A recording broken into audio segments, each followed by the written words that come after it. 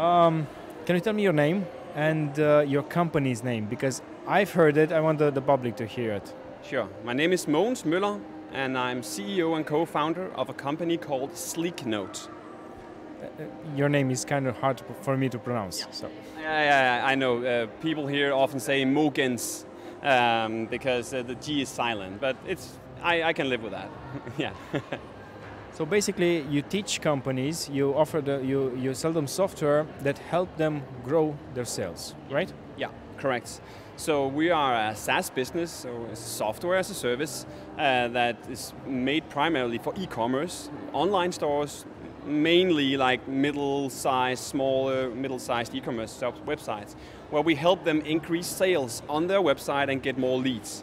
Often through, you've seen these pop-up boxes, things that slides in, or notification bars, everything you can kind of communicate to your visitors on your website. Sleeknote is a kind of a layer on top of the online store where you can use all these smart tricks on the site. Basically, the best example I can think of, and that was implemented recently on most of the websites, are the small pop-up notifications for the chat, the chat menu. Hey, I'm here to help you. How can I help you? Yeah, that makes sense. Yeah, we also have a kind of that. It's like a chat bot instead.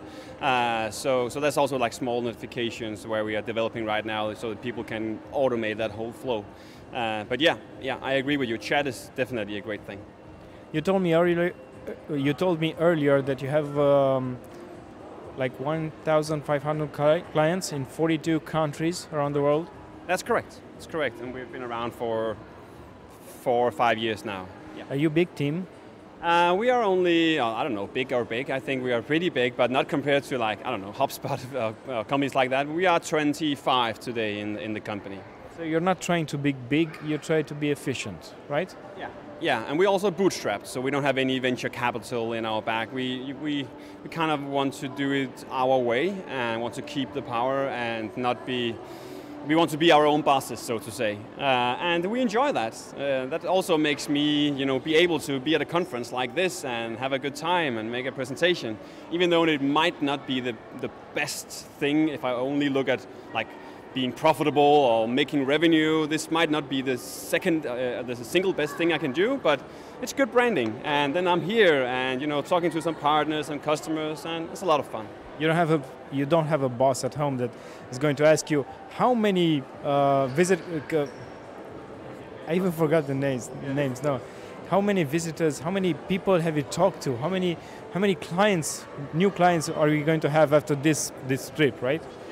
No, we don't have that. And honestly, I don't know that. I've been talking to quite a lot of people here, and oftentimes we get a new partner or two afterwards that will refer some customers to us, and then we get some good branding, and yeah, so that is great. And then it's just great to be here and get to know also the other speakers, and some of the those are attending here are amazing. Yeah. Can you tell me like a percentage that your software could help, let's say, an online shoe store? An online shoe store? Yeah, sure. Well, if I have a small shoe store, I'm selling, let's say, 200 types of shoes, how your software could benefit me? And let's say I make like $100,000 a year. $100,000 a year, yeah, makes sense. So what our primarily value driver is that we provide these online stores with more leads, so newsletter subscribers. So if you work a lot with sending out newsletters, normally when people shift to us, we see an increase in newsletter subscribers between 20–30%.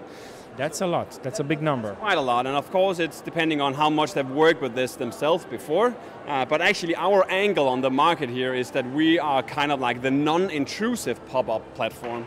So people often use some kind of pop-ups, but they show it after, 5 seconds to everyone on their website. We try to teach our customers to still use these on-site engagement, pop-up, stuff like that, but do it in a more personalized way, an intelligent way, so that they are not kind of annoying the visitors. So normally we see quite a big increase in number of subscribers and also in revenue. But another very important thing is that we don't want to see the bounce rate increase or the overall sales decrease, and that is that's pretty important for us. So regarding revenue, I don't know. It's a hard figure to see how much revenue extra you'll give, but I think a general number for a lot of our customers is between 2-5%, and that is very different from shop to shop. But it's not rare that our customers increase revenue when they start using us. That's a very important thing to do to know. That's why I asked, because you're training them you're helping them to gain customers that are coming back. That trust the brand, that trust the website, are coming back. My first experience with, let's say, a shoe selling website, I remember that website right now, and I'm still buying shoes from them because they were fast. They delivered the product as fast as they could, at a reasonable price. They called me after to tell me, hey, are you satisfied with the product? Is the size okay? Everything like that.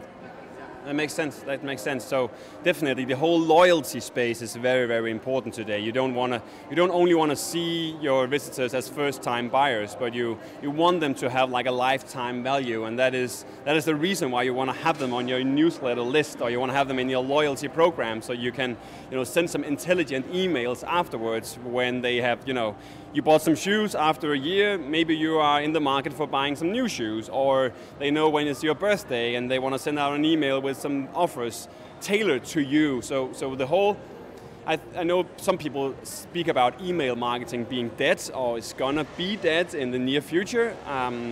I'll have to say I see it a bit differently, at least now and in the near future, and also the next like 5-10 years or so. So we help specialized, or especially on the email collecting part, and then also in the increasing sales. So that's a lot about guiding visitors to find the right products. Yeah, and I understand what you're saying, because we have Facebook, we have YouTube, we have Instagram, we have a lot of websites which, let's just say, you don't get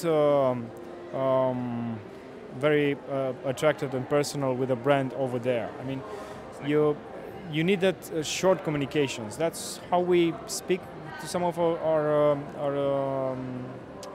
viewers, especially through comments, through live videos. Comments on the website are more important than comments on the YouTube platform. Sure, and you got a good point there, that you spend a lot of money and time on these other pages, and oftentimes you want them to, at some level, get to your own website. So you spend a lot of resource on getting them to your own website.